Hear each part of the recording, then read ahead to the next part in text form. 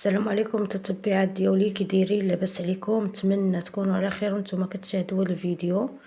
ان شاء الله اليوم غنشارك معكم حريشات بالشوكولات وعصير البرتقال، راه كيجيو واعرين وغزالين متشبعوش منهم، وشكل جديد والمذاق مختلف صراحه، كيجيو روعه. غير جربوهم وغيعجبكم شكلا ومذاقا، والمكونات راها في متناول الجميع. ان شاء الله غنبداو على بركه الله.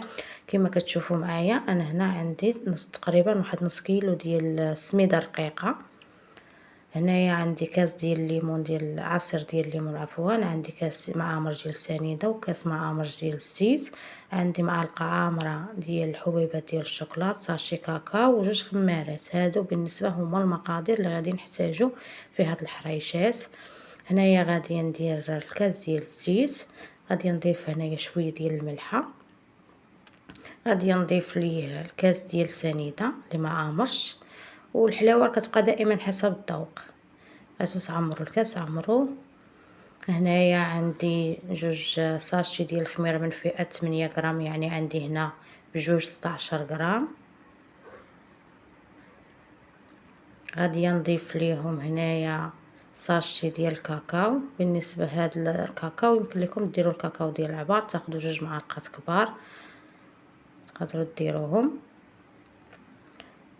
صافي. وغادي نمزج هاد العناصر كامله، نبسبسها مزيان حتى ندخل هاد العناصر في السميده.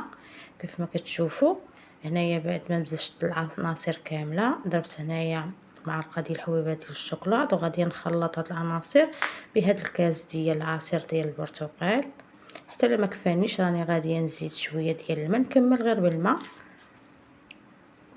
وكما كتشوفوا انا راه كنخلط غير بالاصابع ديالي، راني ما كنعجنها ما كندلكها حتى شي حاجه، غير بالعناصر ديال الصباع ديالي. هنايا راه درت تقريبا 3 المعالق تقريبا حتى 4 ديال الماء، غير باش الخليط ما يجينيش ناشف، بالاحسن يكون مطلوق بحال هذا الشكل هذا.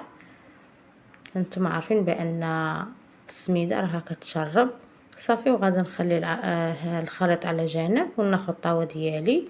انا هنايا راني رشيتها بشويه ديال السميده كيف ما كتشوفوا، وخديت هنا مزيج ما بين السميده والكوك صافي. وغادي نبدا هنا مباشره كنشكل في الحريشات ديالي.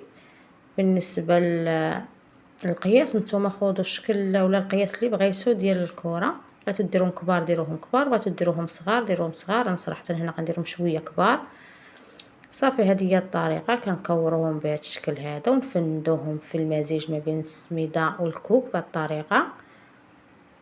راه ما كيشدوش معنا الوقت على لا في يعني الطريقه باش نصاوبوهم ولا في الطياب، صراحه دغيا كيوجدوا.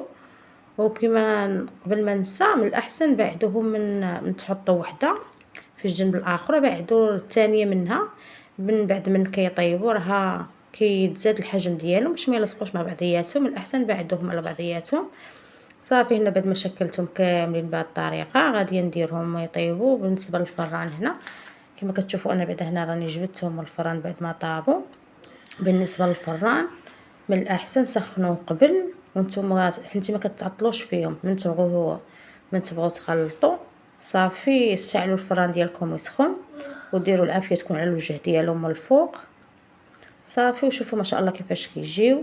ما تنساوش انكم تابوناو عندي في القناه، هذا فضلا منكم وليس امرا.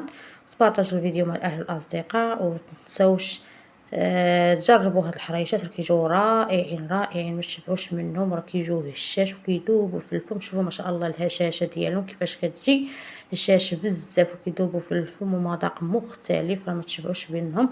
وليداتكم غيحماقوا عليهم. تناولوهم مع كوز ديال القهوه ولا كوز ديال الاتاي، راه كيجيو غزالين رائعين. ونخليكم على بركه الله ان شاء الله في فيديو جديد. مع السلامه.